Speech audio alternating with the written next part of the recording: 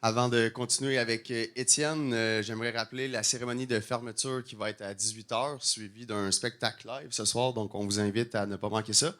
Donc, Étienne. Merci. Bonjour à tous. Oh, le son, c'est moi qui. Comme ça. Ici, c'est bon? Comme ça? D'accord. Bonjour à tous. Je suis vraiment content d'être ici aujourd'hui. C'est une conférence que ça fait un bout que j'avais en tête que je voulais monter.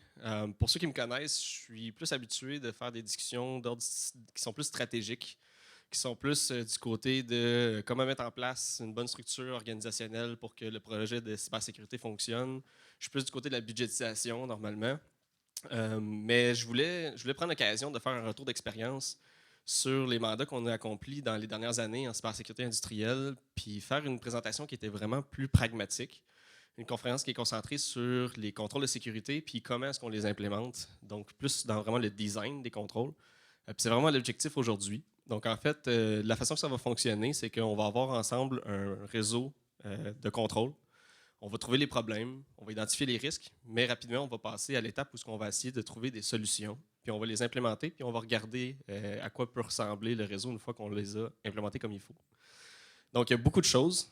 C'est assez technique à un certain niveau. Donc, c'est sûr que je ne peux pas prendre le temps nécessairement de tout expliquer. Si vous avez des questions sur les choses que je vais dire aujourd'hui, n'hésitez pas de venir nous voir en un booth du côté du village OT. Ça va me faire plaisir de vous expliquer certains des principes là, que je vais parler. Mais je n'aurai pas le choix d'aller quand même assez rapidement et j'ai beaucoup, beaucoup de stock. Donc, merci de votre compréhension. Et sur ce, on peut débuter. On m'a dit que la convention, c'est qu'il faut que je me présente. Je ne savais pas trop comment faire ça, fait que j'ai demandé à l'interne comment je devrais procéder. Puis il y a la moitié des gens qui m'ont dit écoute, Étienne, sois toi-même, puis ça va bien aller.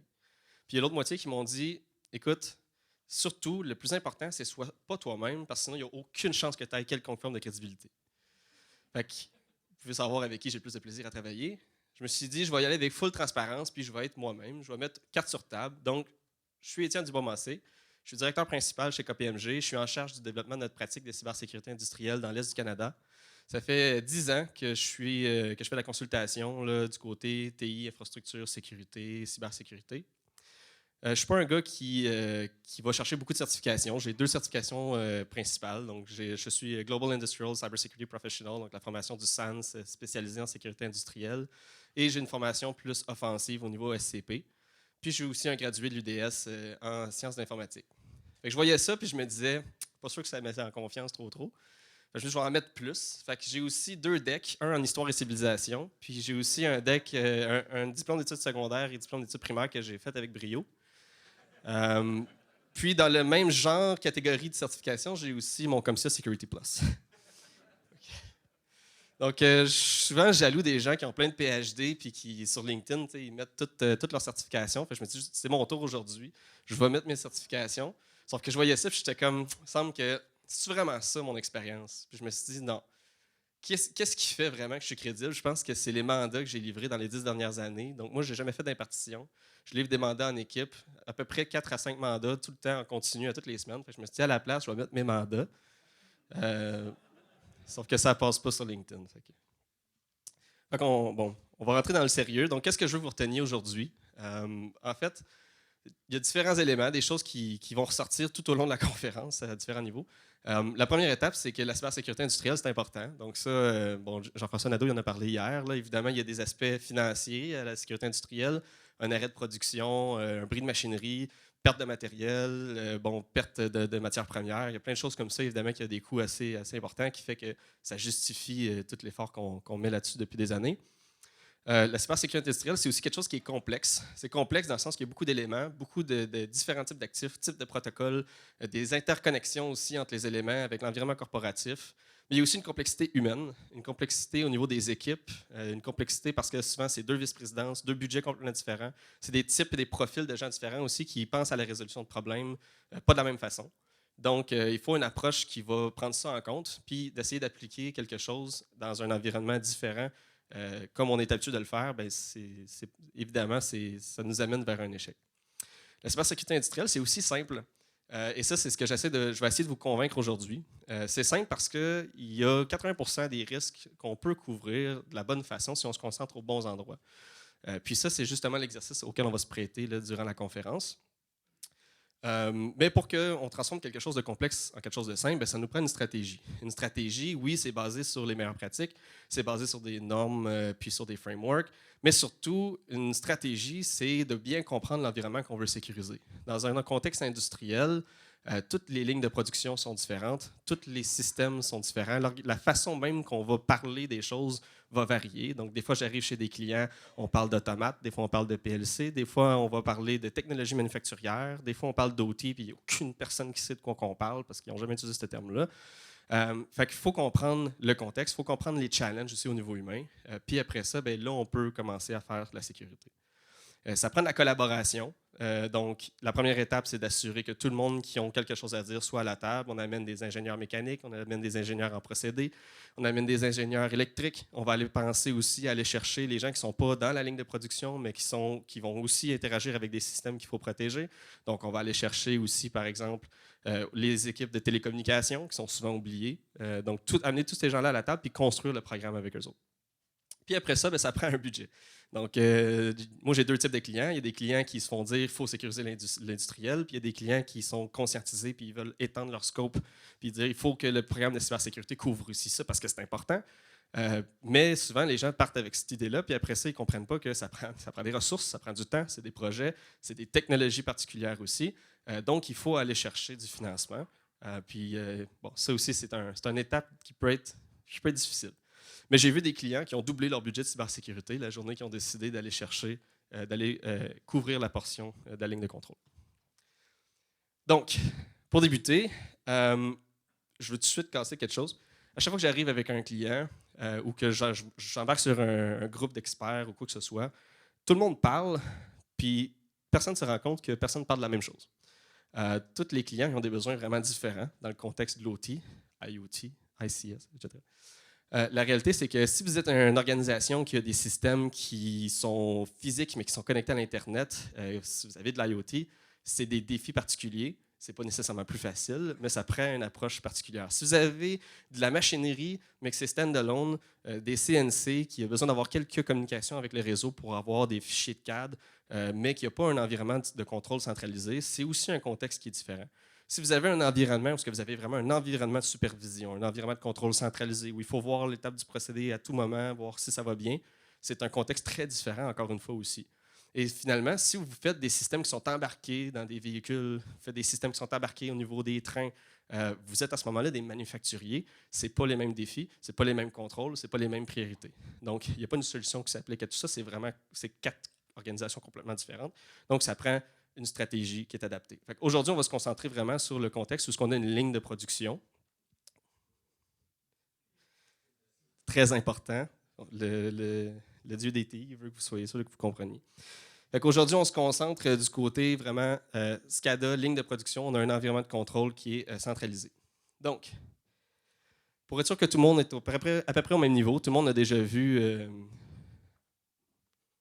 les fameux diagrammes de Venn qui permettent d'identifier qu'est-ce qui est TI, qu'est-ce qui est TO. Je vais passer rapidement là-dessus, mais c'est parce qu'il faut vraiment être sûr qu'on est au même contexte. Du côté IT, vous avez tout ce qui est spécialisé dans le traitement de données. Vous avez vos serveurs, etc. Du côté OT, on a tous les appareils qui vont permettre de gérer la machinerie, donc les PLC, les sensors, etc. Il y a une portion entre les deux qu'on va appeler aujourd'hui le TI industriel, qui va être tous vos appareils qui ont du Windows Server installé, des serveurs, des app servers, des serveurs de licence, les environnements PI de base de données pour le traitement de l'information, l'échange d'informations avec le ERP. Donc, tout ça, on est dans le TI industriel. Puis là, entre les deux, on a de l'IoT. Vous allez avoir de l'IoT interconnecté sur Internet qui va permettre le traitement de l'information, juste une question de sensor, des choses qui ne sont pas nécessairement dans un contexte industriel, comme des toasters. Ça, c'est l'affaire que tout le monde connaît au niveau d'IoT. Mais au niveau manufacturier ou industriel, on va aussi avoir de l'IoT qui va être embarqué dans des systèmes qui vont avoir un impact direct sur la ligne de production. Donc, entre autres, Caterpillar, ça fait longtemps qu'ils ont des systèmes embarqués pour faire de la gestion à distance de leur flotte de machinerie. Finalement, on a un sous-groupe qui est les systèmes de contrôle industriel, qui est celui qui nous intéresse aujourd'hui, dans lequel on a essentiellement tout ça. Dans un environnement de système de contrôle industriel, on va avoir un petit peu d'IT avec les serveurs, des app servers, des choses comme ça. On va avoir de l'OT avec du I/O. On va pouvoir gérer des HMI qui vont être centralisés ou qui vont être applicatifs, dépendamment. Donc, on se retrouve avec un peu un paquet de tout ça. Puis des fois, de plus en plus, on a aussi des SCADA qui vont avoir une portion cloud. Donc, on va avoir des systèmes qui vont être essentiellement de l'IoT, certains sensors qui vont être directement connectés, qu'on va y accéder avec une application ou quoi que ce soit. Donc, ça semble simple comme ça. Mais après ça, comme je disais tantôt, le contexte de l'organisation va faire changer beaucoup la chose. Fait que là, j'ai rajouté deux autres cercles. Fait que si on est dans une PME, ou si on est dans une grosse PME, ou si on est dans une entreprise, ça va être très différent. L'approche va être très différente, les systèmes vont être différents, puis les capacités aussi. Donc, il faut ajuster. Fait que si ça peut vous aider, aujourd'hui, on est ici. Des questions? Fait que pour simplifier, grosso modo, on ne va pas avoir d'IoT, parce que sinon, on finira pas, là, les amis. Fait que, on va se concentrer sur une grosse PME qui a un réseau de contrôle dans lequel on a un environnement SCADA. C'est bon? Donc, notre architecture ressemble à quoi? Moi, quand j'arrive chez un client, je dis est-ce que vous avez un diagramme d'architecture pour aider avec la sécurité du réseau, la sécurité, la cybersécurité? On me dit ah oui, on a ça, un diagramme. Puis là, on arrive, puis le diagramme, c'est un paquet de switch puis de serveurs avec des choses qui sont pluguées, qui disent qu'est-ce qui est plugué dans quelle part. Évidemment, ça ne nous aide pas beaucoup. Il faut un certain niveau d'abstraction. Fait qu'aujourd'hui, on va s'entendre sur un niveau d'abstraction. Au grand désarroi de mon prof de maîtrise en architecture de sécurité, M. Éric Daigneault, on ne va pas aller trop dans l'abstraction non plus. Fait qu'on va se limiter à un certain niveau quand même, parce qu'aujourd'hui, je ne peux pas vous charger pour vous expliquer votre architecture. Fait que je vais m'arranger pour que vous le compreniez du premier coup. Fait que, on va aller dans le niveau 2 ici, où on va avoir les zones de sécurité puis le niveau d'interconnexion entre chaque. Donc, notre environnement.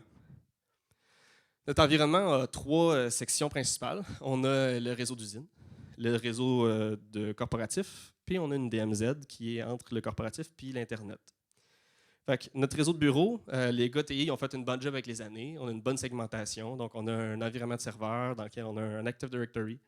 On a une base de données qui est là pour collecter de l'information qui provient de l'usine, du réseau de contrôle. On a une section de données qui est complètement isolée du reste, donc une bonne segmentation. Un environnement administratif TI pour faire la gestion des switches. On a un réseau spécifique pour l'accès utilisateur, puis à la fois sans fil, filaire. Puis on a un environnement de dev, puis un environnement pour gérer le bâtiment, donc dans lequel on a tous nos systèmes HVAC. Jusque-là, ça va bien. Dans la DMZ, pas grand-chose. Un serveur web exposé, un serveur FTP pour que les tiers puissent transférer du fichier. Ça va bien. Dans l'environnement d'usine, premièrement, on a un VLAN SCADA dans lequel on va mettre tout ce qui a un Windows Server.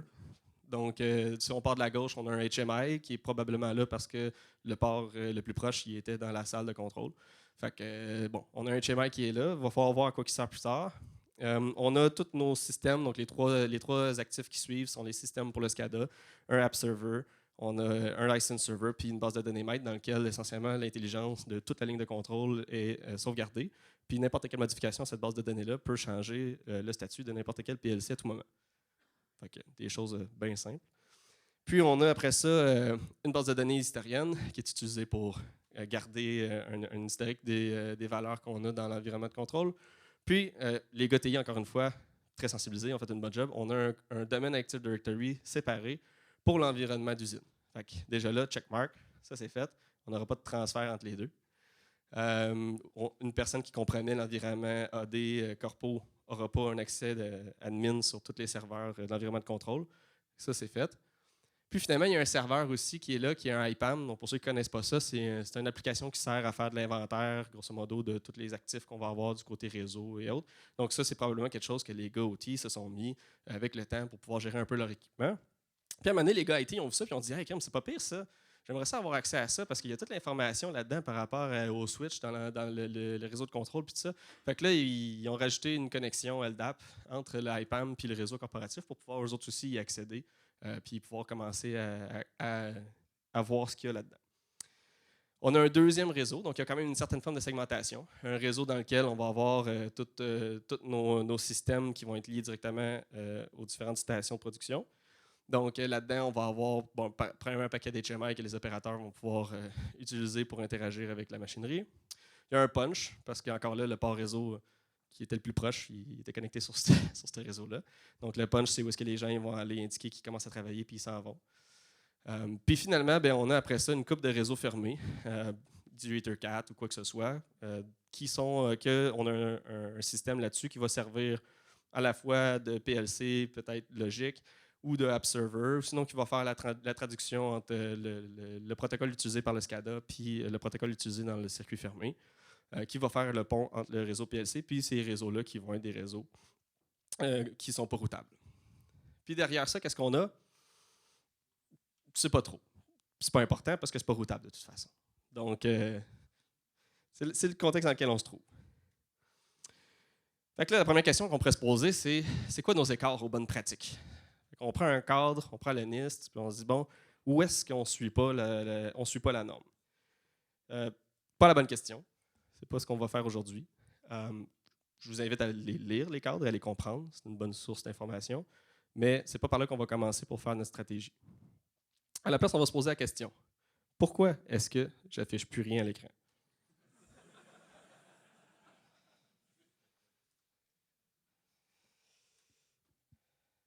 Ça va bien, vous autres?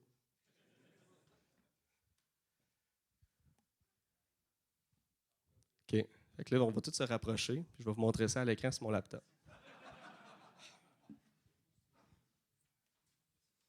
C'est pas moi. Il est branché ici. OK? Je connais ça, comment ça marche, moi, les ordinateurs.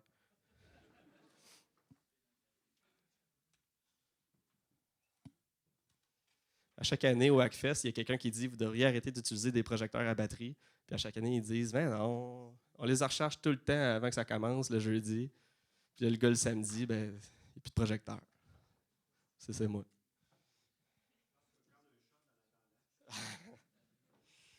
Vu que ça vient pas de quelqu'un chez KPMG, je vais le faire.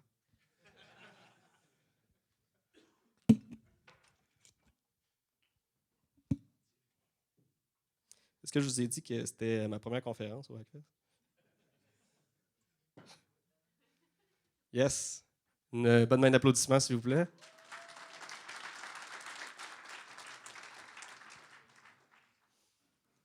Bon, fait que la question qu'on devrait se poser, c'est quoi nos risques? Puis pour comprendre nos risques, il faut comprendre nos vecteurs de menace. Donc, où est-ce que les threat actors peuvent passer? Qu'est-ce qui met en danger notre environnement? Fait que chez KPMG, on a établi 10 vecteurs de menace principales basés sur ce que le MITRE ATT&CK Framework va recommander. Moi, j'en ai choisi 5 aujourd'hui qui sont plus d'intérêt. Transition par les réseaux d'entreprise, donc une compromission du côté corpo dans l'environnement industriel. Pourquoi c'est important? Parce que le réseau corpo est exposé. On a des personnes qui ont des courriels. Les courriels, c'est dangereux. Donc, on a des serveurs qui sont exposés. On a vu qu'il y avait une DMZ. On a plein de choses qui se passent là-dedans. Des systèmes qui sont directement exposés sur Internet, qui ont un lien avec l'environnement corporatif, l'environnement de contrôle, excusez-moi. On a des connexions hors bande, donc ça veut dire des systèmes qui ne passent pas par la gateway standard, donc qui vont avoir soit une carte réseau connectée sur un réseau cellulaire ou qui vont avoir un TeamViewer installé quelque part qui va permettre de se connecter à distance, des choses comme ça. Ensuite, on va avoir tout ce qui sont les services d'accès à distance, donc VPN et autres, puis les risques de compromission par un tiers, donc un firmware qu'il y a du malware qui se fait installer dessus puis on vient l'installer, ou un tiers qui a un accès à distance sur notre environnement qui, lui, son environnement se fait compromettre. Des fois, c'est une connexion VPN qui est permanente entre le fournisseur et nous parce qu'on y fait donc confiance. Donc, à ce moment-là, s'il y a une compromission, ça nous affecte. La bonne nouvelle, c'est que toutes ces choses-là, indirectement, sont interreliées. Puis en travaillant sur un, on va réduire les risques associés aux autres. Donc, quand on va faire de la segmentation, par exemple, on va évidemment réduire les risques associés à la transition par les réseaux d'entreprise. Mais en même temps, avec notre segmentation, on va probablement retirer des serveurs qui sont présentement exposés sur l'Internet pour les mettre à l'interne parce qu'on va se rendre compte que ça ne fait pas de sens. En mettant des solutions de Secure Remote Access pour réduire les risques au niveau des accès à distance, on va aussi aider nos risques associés à la compromission des tiers, etc., etc. Donc, tous les contrôles qu'on va voir vont affecter indirectement plus qu'un vecteur. Donc on revient, on revient à notre architecture de départ.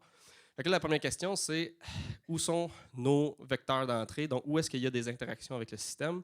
Premièrement, on a les sysadmin TI qui sont dans le réseau administratif, qui vont faire des modifications peut-être à l'Active Directory de l'usine, qui vont avoir accès au switch, puis qui vont pouvoir modifier les valeurs, les configurations du firewall, etc. On a les ingénieurs, les sysadmin OT qui, eux autres, sont connectés sur le LAN présentement puis qui accèdent à partir du LAN à ce qu'ils ont besoin. Ils ont peut-être des connexions RDP d'ouvert spécifiquement sur certaines machines. Peut-être qu'il y a peut-être une certaine forme de sécurité qui est faite au niveau du réseau, mais présentement, eux autres, ils y accèdent à partir du LAN. On a des opérateurs qui travaillent directement avec les HMI sur le plancher. On a les travailleurs à distance qui sont essentiellement des ingénieurs ou des sysadmin OT qui passent par la connexion SSL VPN et qui finalement sont dans le LAN indirectement. Connexion par, on va dire, c'est du SSL VPN avec MFA et Conditional Access puis tout ça, là, donc c'est super bien fait. Puis on a finalement nos third party qui eux autres se connectent de différentes façons. Fait que là, en faisant notre analyse, on se rend compte qu'il y en a un qui se connecte par TeamViewer sur un des app servers. Puis il y en a un autre qui a un. Il y en a qui le savent. Il y en a qui se connectent par un E1, donc un E1 qui est un module qui est essentiellement un VPN physique, un appareil qui est là. Puis qui gère les accès au E1? Le fournisseur. Fait que c'est lui qui contrôle qui est toute la gestion des contrôles d'accès, contrôle d'authentification, autorisation. C'est lui le boss. Donc, trouvons les problèmes. Fait que si on y va avec la stratégie de mon gars de 6 ans, quand je lui demande de voir les 7 différences entre 2 images, on peut y aller avec la solution facile de dire voici les problèmes. Fait que ça nous avance pas beaucoup. Fait qu'on va y aller quand même un petit peu plus, un petit peu plus précis. Fait que premièrement, bien évidemment, la connexion LDAP pas encryptée qui connecte aux 2 Active Directory, c'est pas une bonne pratique. Je vous le dis tout de suite. C'est pas une bonne pratique parce qu'on peut aller voler des credentials directement en faisant tout simplement un sniff du réseau. Puis en plus, il connecte les 2 réseaux, les 2 Active Directory, donc une compromission d'un amène une compromission de l'autre. Donc c'est sûr que celui-là, c'est notre plus gros problème. Ensuite, on ne sait pas trop ce qu'il y a de connecté dans les circuits fermés. Ça ne nous aide pas. Peut-être pas pour la raison que vous pensez, pas parce qu'il faut savoir ce qu'il y a, parce qu'il y a peut-être des vulnérabilités, mais parce que si, en tant que responsable de la sécurité de cet environnement-là, vous ne savez même pas ce qu'il y a là-dedans, comment vous pouvez prétendre savoir qu'est-ce qui est critique, puis qu'est-ce qui ne l'est pas, puis qu'est-ce qui devrait se parler, puis qu'est-ce qui ne devrait pas se parler. Fait que c'est plus un problème stratégique à ce moment-là. Ensuite, on a évidemment nos E1 puis notre TeamViewer. On a le réseau de contrôle qui est séparé du réseau SCADA, mais qui est quand même un réseau unique dans lequel on a essentiellement 3 stations de production qui sont tous connectées sur le même. Est-ce que ça a besoin d'être comme ça? Donc, on va y revenir. On a ensuite le PLC en bas qui est un peu discret, qui connecte 2 réseaux à circuit fermé. Donc, ce PLC-là, peut-être qu'il est là parce qu'on a besoin d'échanger de l'information entre ces deux stations-là. Plus réalistement, probablement, ce qui arrive, puis de ce que je vois normalement, c'est que ça coûtait moins cher. Le PLC, il restait de la place, puis on pouvait plugger ça dessus. Il fait de la lecture, puis il est utilisé pour les deux stations.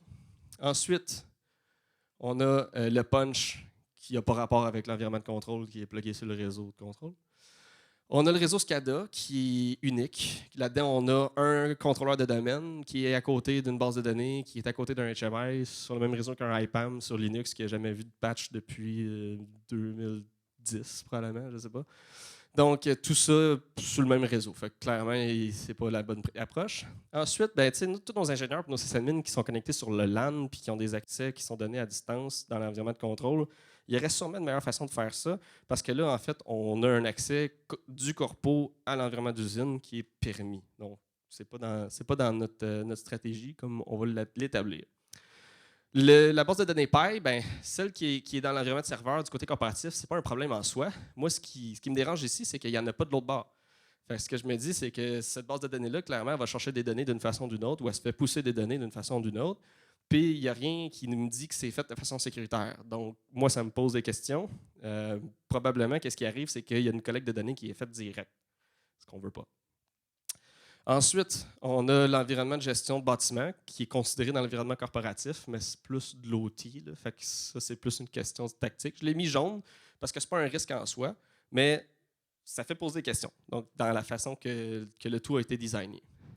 Le réseau administratif TI, il y en a un TI, mais il n'y en a pas un OT. Fait que ça veut dire qu'encore là, il y a des accès qui sont donnés du côté corpo pour gérer les switches, puis les routeurs, puis tout ça de l'environnement OT à partir du même réseau du côté IT.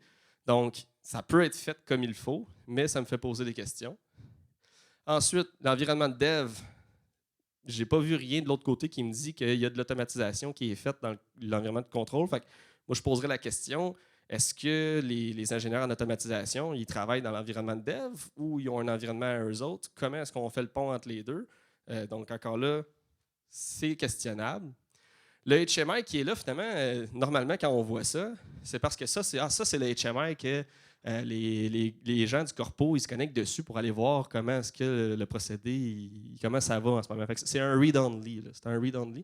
Fait que ça, c'est un HMI finalement qui est exposé à l'ensemble du réseau corpo. Tout le monde peut se connecter dessus à n'importe quel moment pour aller voir si ça va bien. Fait que ça, c'est un problème.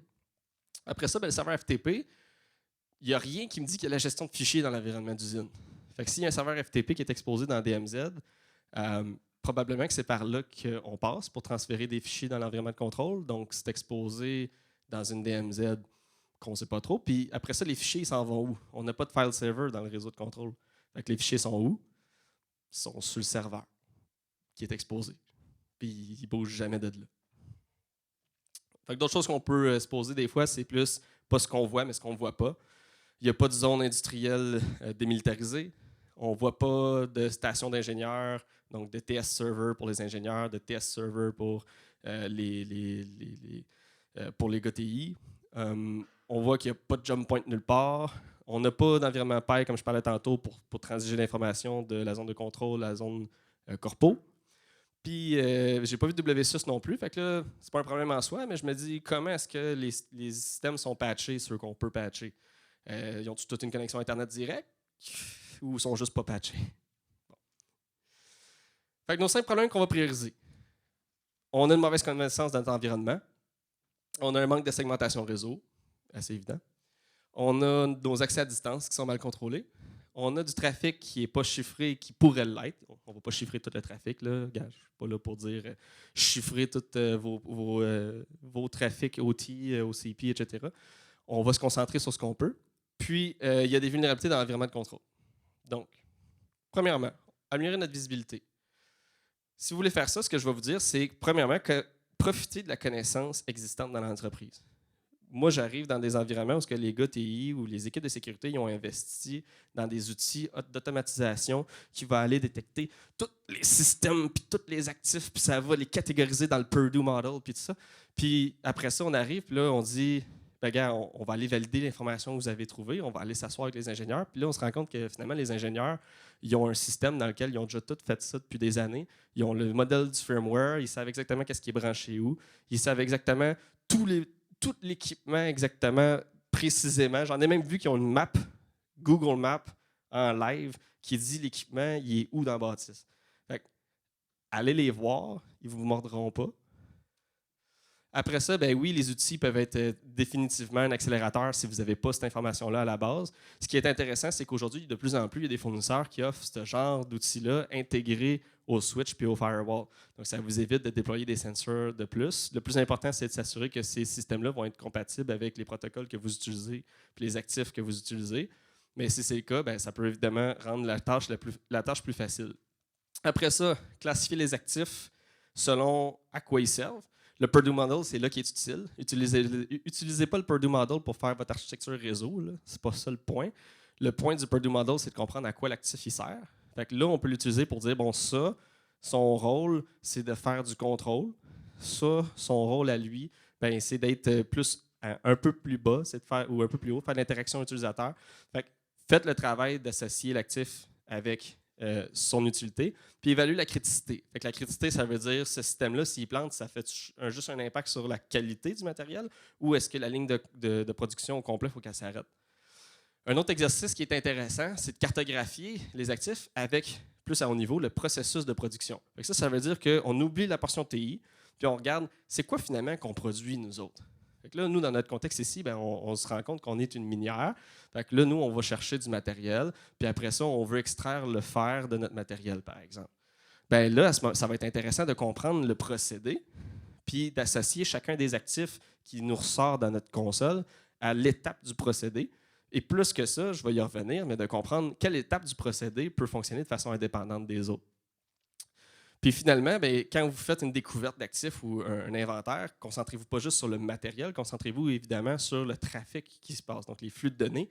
La cybersécurité, au départ, c'est utile parce qu'il y a des interactions avec les systèmes. Donc, si vous comprenez l'ensemble des systèmes, mais vous n'avez aucune idée qui parle à quoi, puis qu'est-ce qui se passe là-dedans, c'est quoi les points d'entrée, bien, ça ne sert à rien. Puis finalement, les gens de l'OT, souvent, ils ne savent pas que ça existe.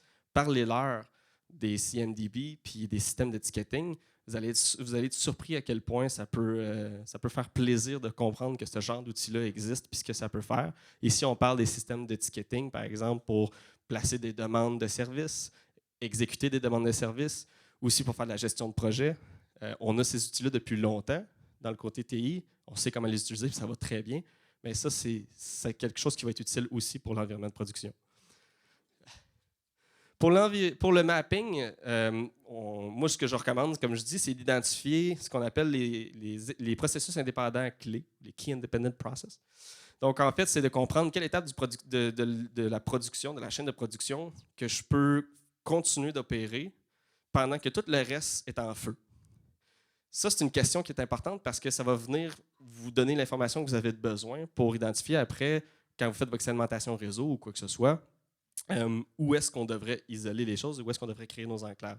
C'est un exercice que peu de gens font, mais qui a beaucoup, beaucoup de valeur. Fait que le but, c'est d'être capable de mapper. On a un ensemble de processus qui, eux, peuvent fonctionner. Donc, dans notre minière, par exemple, on sait que quand on va chercher le matériel, après ça, on amène les roches pour se faire crusher.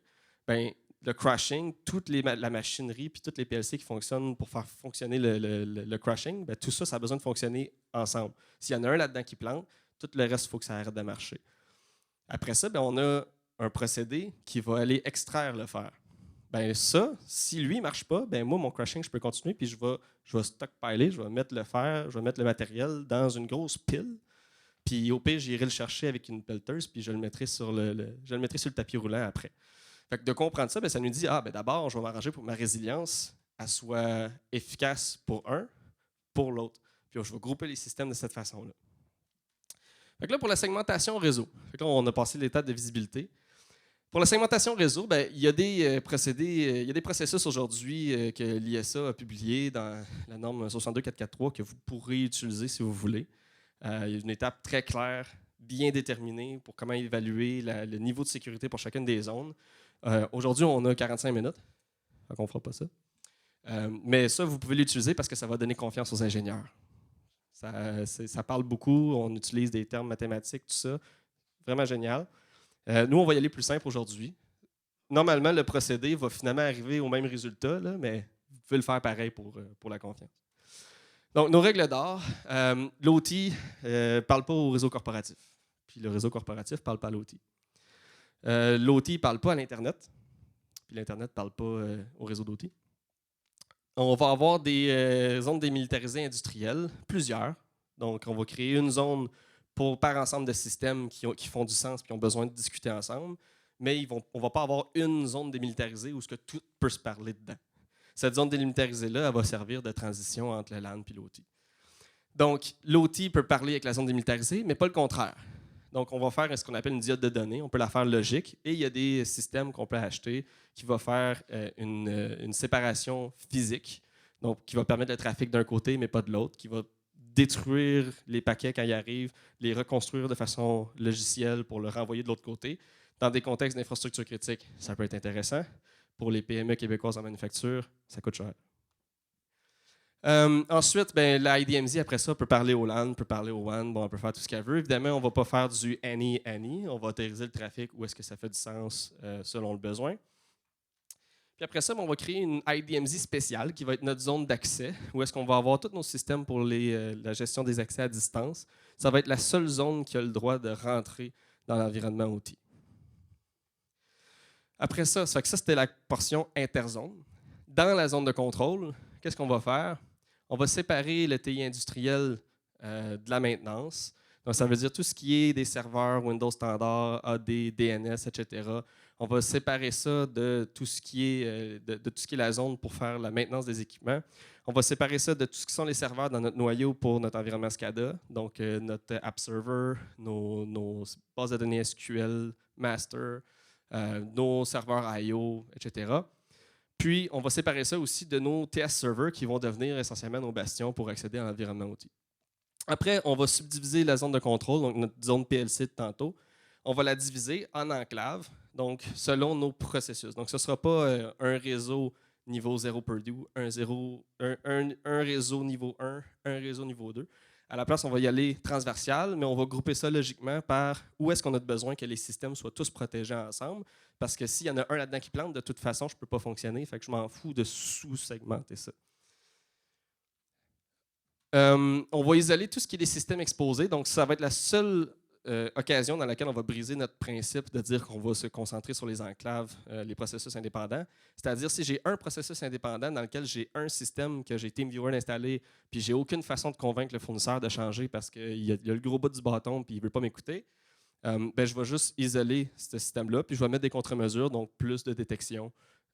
En iPod, ça peut bien fonctionner dans un environnement de contrôle, entre autres. Puis finalement, on va éviter de créer des risques ou de la complexité inutile dans des environnements qui existent. Donc, c'est-à-dire, notre environnement de contrôle, il est mature, les gens le connaissent bien, il y a une réticence au changement. On va faire le minimum possible, on va travailler de côté humain, puis on va préparer la prochaine usine dans un contexte de Greenfield. Là, ça va être le temps de faire des choses merveilleuses et complexes. Donc, notre environnement va ressembler à ça. Je ne vais pas rentrer dans le détail, mais grossièrement, notre réseau d'accès, c'est le seul qui nous permet d'accéder à notre environnement interne du côté OT, donc soit le TS des ingénieurs, soit la zone d'administration des équipements réseau et autres. On va avoir notre environnement SCADA qui peut communiquer au niveau des enclaves où il y en a besoin. Nos enclaves peuvent envoyer de l'information du côté de l'historien. Puis on va avoir notre IDMZ, évidemment, qui va permettre de faire le trafic entre les zones au besoin. Si jamais vous avez des équipements réseau qui supportent de faire des règles basées sur les utilisateurs, ça peut être encore plus intéressant. Donc, ça veut dire qu'au niveau des ingénieurs, au lieu d'autoriser le TS des ingénieurs à l'ensemble des équipements, on peut donner certains accès à certains utilisateurs. On peut, par exemple, autoriser seulement selon la demande aussi. Donc, il y a différentes choses qu'on peut faire. Sinon, au niveau applicatif, souvent, notre Secure Remote Access Tool va aussi permettre de faire ce genre de choses-là, qui est notre prochain point. On sécurise les accès à distance. Donc, pour sécuriser les accès, on passe par un bastion sécurisé, toujours pour travailler dans l'environnement OT, puis de connexion du LAN au réseau de contrôle. Donc, on va passer avant par un jump point, y compris les connexions internes, donc pas juste pour les gens qui se connectent de l'Internet. On va séparer nos rôles sur différents jump points. Donc, ça veut dire, parce que j'ai vu des clients qui vont dire « Ah oui, maintenant, on a un jump point, les gens arrivent, puis quand ils se connectent sur le réseau OT, là, ils sont sur cet environnement sécurisé-là. » Finalement, les tiers, les ingénieurs, les gars d'automatisation, puis les gars TI sont tous sur le même terminal server. On peut faire mieux. Okay. Ensuite, on va utiliser une solution SRA. Donc, ça, c'est des solutions qui vont vous permettre de rajouter une couche applicative pour rajouter plus de gestion au niveau des utilisateurs. Ça va permettre, entre autres, de faire des autorisations on time, just in time pour les accès à distance. Donc, ça va être soit un courriel, soit une alerte envoyée sur le téléphone, on approuve, quoi que ce soit, pour dire, là, le tiers il veut se connecter. Ça prend une personne responsable qui va dire oui. C'est plus eux autres qui ont le contrôle d'authentification et d'autorisation. On permet d'enregistrer en temps réel toutes les sessions. Donc, on peut y revenir par la suite si on a besoin. Puis, on peut même faire un peu comme du shadowing ou du over the shoulder. Fait qu'on peut voir qu'est-ce qu'ils sont en train de faire en ce moment. Donc, ça aussi, c'est quelque chose qui peut être intéressant. Puis, bon, la question des accès au niveau des third parties, c'est tout le temps compliqué là, parce que ça dépend de votre niveau d'influence, etc. Arrêtez d'avoir peur. Moi, je vois beaucoup d'organisations, même au Québec, qui, de plus en plus, les fournisseurs vont s'adapter à ce requis-là de dire on standardise les accès à distance. C'est quelque chose qui se sait. Il y a une tendance. Évidemment, ce ne sera pas tous les fournisseurs. Donc, essayez de voir lesquels que vous êtes capable d'avoir des discussions intelligentes avec eux. De plus en plus aussi, juste rajouter ces requis-là dans les cahiers de charges, ça fait une bonne différence, même si après ça, pour de vrai, on ne les considère pas vraiment dans le choix du matériel, c'est pas grave. Au moins, ça fait que le message il est clair et est envoyé. Moi, je conseille de viser un 80-20, donc 80% des fournisseurs qui passent par le bastion sécurisé puis par la version plus standardisée, puis un 20% de Gaulois qu'on va mettre des contre-mesures. Donc, ensuite, chiffrer le trafic. Tout ce qui est la couche TI industrielle avec des protocoles standards, on va encrypter. HTTP, FTP, etc. Il n'y a pas de raison de ne pas utiliser du TLS aujourd'hui. Déjà là, ça va nous sauver beaucoup de risques inutiles. Au pire, mettez un certificat qui ne sera pas un certificat officiel. C'est déjà mieux que rien. Si c'est user-facing, là, il y a le stress de dire je ne veux pas habituer les gens à accepter des certificats invalides, OK. Mais il y a gros des cas où les gens ne les voient pas de toute façon, les certificats. Des connexions LDAP, c'est ça se fait entre deux serveurs. Le serveur, il n'y a pas de social engineering, là, il va commencer à accepter d'autres certificats par la suite. Fait que, mettez des certificats au pire qui ne sont pas trustés. Puis de toute façon, on est en 2024, fait arrêtez d'avoir peur de TLS. Ce n'est pas si compliqué que ça, là, pour vrai. Là. Ensuite, où est-ce que vous avez des connexions SMB qui sont possibles entre des serveurs, ben, il y a un gain rapide à faire avec de la signature SMB, des choses comme ça. Donc, des risques que ça fait 20 ans qu'ils existent. On peut souvent faire un gain de ce côté-là. Puis les serveurs qui ne sont pas capables de suivre la marche, ben, on fait des projets de transition éventuellement. Puis là on est dans le niveau TI industriel. C'est sûr qu'après ça, vos machines qui font du SMB dans vos réseaux de PLC, ne touchez-y pas. Là. Mais pour le reste, au moins, où est-ce que ça se fait, faites-les. Puis sinon, bien, on applique encore là des contre-mesures, isolation, on rajoute plus de détection, bon, etc. Puis standardiser tous les processus d'administration, donc mot de passe par défaut, il y en a encore partout, surtout dans les databases, au niveau des environnements de contrôle, justement, pour une machinerie, des comptes qui sont le même username, password, qui ne changent pas. Donc ça, c'est des gains rapides qu'on peut faire, qui ne sont pas compliqués. Puis, où c'est possible, oui, chiffrer dans les protocoles au niveau outil. Évidemment, regardez avant avec les fournisseurs, parlez avec eux, asseyez-vous, regardez s'ils ont des guides. Puis souvent, il y a une façon de faire, mais ce n'est pas là que vous allez avoir le plus grand gain, puis ça risque d'être compliqué. Finalement, au niveau du hardening, pour augmenter la sécurité vraiment de nos équipements, ben à ce moment-là, moi, ce que je vous dirais, c'est si c'est possible, avoir une architecture de lecture au niveau des PLC, ça aide beaucoup. Donc, on coupe tous les risques associés à l'écriture qui va être malveillante au niveau des PLC. Fait que ça dépend évidemment de l'industrie, ça dépend évidemment de la machinerie, ça dépend de plein d'affaires, mais il y a un gain à faire quand même de ce côté-là. Où est-ce qu'on peut mettre du read-only? On peut le faire. Donc, s'assurer que les gens sont sensibilisés au niveau du mode programmable. Donc, ça, c'est quelque chose aussi qu'on voit beaucoup, surtout dans des entreprises où il y a beaucoup d'automatisation qui est faite. Des fois, c'est plus simple de tout le temps laisser tout en mode programmable. Donc, c'est quelque chose qui est un gain rapide à faire. C'est juste une question d'éducation. Où est-ce qu'on ne peut pas forcer du read-only avec le protocole? Bien, souvent, maintenant, on a des firewalls qui permettent de le faire. Fait que des petits firewalls qu'on va mettre à un endroit presque transparent qui comprend le niveau applicatif, qui comprend le protocole, puis qui va pouvoir limiter le type de transaction qui est faite dans ce protocole-là. Partout où vous avez du IT industriel, bien ça, vous devriez le mettre dans le scope des politiques au niveau cyber existantes. Donc, EDR, patching, gestion de vulnérabilité. Les serveurs, les app servers, puis tout ça, il n'y a pas de raison pour laquelle ça ne serait pas sécurisé, surtout si vous avez le contrôle dessus. Là. Dans un environnement SCADA, souvent, il y en a beaucoup que c'est vous qui êtes le owner, ce n'est pas le fournisseur qui le gère. Là. Donc là, c'est à vous de le sécuriser. Où est-ce que c'est possible? Bien, diviser la charge au niveau des PLC, puis au niveau des différents de tous les équipements, I/O, App Server, etc., pour que ça fasse du sens avec les processus indépendants. Donc, un PLC qui est utilisé par deux stations qui sont pour deux processus indépendants, bien, en théorie, ça devient un risque à ce moment-là, parce que si ce PLC-là tombe, bien, à ce moment-là, il fait planter deux stations pour rien. Puis aussi, bien, ce qui arrive, c'est si jamais il y a une compromission, si on veut isoler rapidement, bien, on ne pourra pas. Parce que là, il y a un équipement qui fait le pont entre les deux, donc on n'aura pas le choix de laisser essentiellement un enclave exposé pour rien. Partout où on peut faire de la redondance, évidemment, on le fait. La disponibilité est très importante. Je ne vais pas passer trop de temps là-dessus.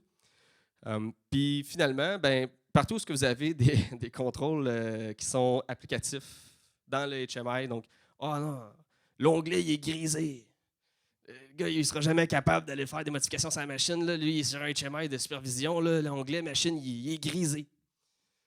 La sécurité nous a appris dans les dernières années que la sécurité qui est faite dans l'application, elle ne vaut pas grand-chose. Donc, souvent, on va être capable d'envoyer quand même une transaction par le réseau, puis l'app server va être bien content de la prendre, puis il va l'exécuter pareil. Donc, ça devrait toujours sonner une cloche, puis on ne devrait pas se baser là-dessus.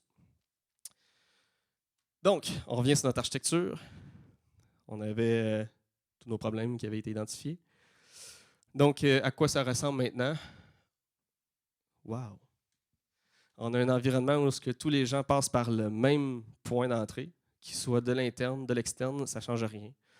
Ils passent tous par notre système de Secure Remote Access. Ils arrivent après ça dépendamment sur soit le TS qu'on voit au niveau administratif OT, soit l'ETS au niveau des ingénieurs, quoi que ce soit. Et à partir de là, ils ont des accès spécifiques. On a isolé tout notre environnement SCADA, donc nos serveurs qui ont besoin d'être ensemble. On n'a pas besoin de faire de sous-segmentation, on va se donner une chance. Ensuite, notre historien, pas de raison qu'il soit connecté avec tout le reste, lui aussi dans son environnement unique. Tout ce qui est le TI industriel, on aurait pu segmenter un peu plus. Dans ce contexte-là, on l'a mis. On a mis tout ça ensemble. On a coupé le LDAP au niveau IT. Si les gars IT veulent accéder au LDAP, ils veulent accéder au IPAM, ils se connectent sur le bastion du côté admin OT. Puis après ça, ils s'identifient sur l'IPAM avec leur compte OT. That's it. Après ça, notre punch, il est isolé. Puis, tous nos environnements du côté contrôle, on a identifié la machinerie qui est associée à ça. On a identifié les différents processus. Donc, on a un processus indépendant qui a 2 stations dedans. Donc, ça, on n'a pas besoin nécessairement de les séparer. Ils sont sur le même réseau. Oui, c'est 2 machines ou c'est 2 environnements complètement séparés, mais s'il y en a un qui plante, de toute façon, l'autre ne sert à rien. Donc, puis, finalement, on a isolé notre autre environnement dans lequel on a notre Gaulois. Que lui, on a rajouté un segment séparé juste pour lui. Du côté de l'accès TeamViewer. Donc, comme ça, on peut faire plus de surveillance puis implémenter des contrôles supplémentaires. Fait que, il y a d'autres choses qu'on aurait pu parler. Je n'ai pas parlé de tout ce qui est le développement sécuritaire dans le contexte d'automatisation. Je n'ai pas parlé de gestion de vulnérabilité. On n'a pas parlé de tout ce qui est la sécurité au niveau du IP, donc surtout dans les environnements où il y a beaucoup de design, du CAD, etc. Sensibilisation des utilisateurs, c'est pas la même chose dans le contexte OT. Envoyer des courriels à quelqu'un qui n'a pas de boîte, ça ne sert pas à grand-chose. Détection de menaces, je n'ai pas parlé de la grande question existentielle de où va le SOC. Ça va être une conférence une autre fois. Puis la réponse aux incidents aussi, qui a des approches particulières. Donc, si vous voulez en parler, vous viendrez me voir, ça va me faire plaisir. Par où on pourrait commencer? La première étape, c'est favoriser la collaboration, comme je disais tantôt. Donc, on met en place des équipes qui collaborent ensemble. On met un comité de synergie. On va aller chercher, comme je disais tantôt, les ingénieurs mécaniques, ingénieurs électriques, ingénieurs de procédés, les directeurs d'usine. S'assurer que tout le monde est on board puis travaille dans le design de la stratégie dès le début. Établir une stratégie puis aller chercher un budget. Donc, présenter la stratégie 3 ans, quoi que ce soit. Puis, finalement, l'exécution aussi qui est importante. Donc, souvent, on a une stratégie, mais la stratégie, c'est beau, c'est du thinking, c'est beaucoup de brain power. L'exécution de la stratégie, c'est une autre question. Donc, avoir des bons indicateurs, avoir de la gestion de projet. Je sais que c'est un mot que personne n'aime entendre, mais ça aussi, ça va faire une bonne différence. Donc, s'assurer qu'on a tout ce qu'il faut pour exécuter la stratégie et puis de ne pas avoir une stratégie qui est trop ambitieuse. 1 ou 2 gros projets de sécurité par architecte de sécurité qui n'a rien à faire. C'est un bon guideline. Fait que si vous essayez d'avoir une stratégie qui couvre l'ensemble des familles de contrôle du NIST sur 3 ans, bonne chance. Puis finalement, en parallèle, oui, vous faites votre découverte et votre compréhension de votre environnement. Donc, ça fait le tour. Ah oui, puis c'est ça, évidemment, pour les gros changements, là où vous allez avoir le plus de chance, c'est si vous avez des projets de transformation au niveau IT, des projets de transformation au niveau de la business dans l'environnement de contrôle, capitalisez là-dessus. Sautez sur ces occasions-là de justement faire des plus gros changements. Essayez pas de changer ce qui existe trop. Allez chercher plus les gains rapides de ce côté-là. Un gros merci. Je ne sais pas s'il y a des questions. Je ne sais pas si on a le temps des questions, je ne pense pas. Là. As-tu des questions? As-tu du temps? Oui. C'est bon? OK. Est-ce qu'il y a des questions?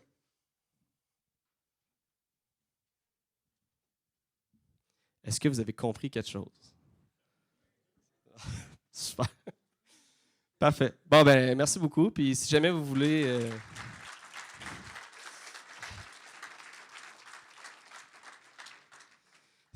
on a un kiosque dans le village OT. Si jamais vous avez des questions, vous êtes trop timide de tenir un micro, ça va me faire plaisir de vous répondre.